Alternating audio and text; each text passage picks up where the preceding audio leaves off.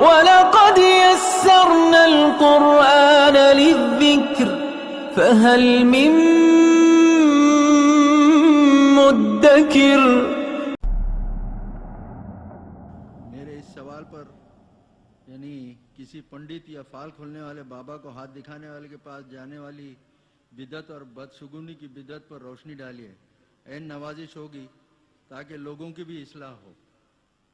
انہیں معصیت قرار دیا گیا، یہ گناہ ہے،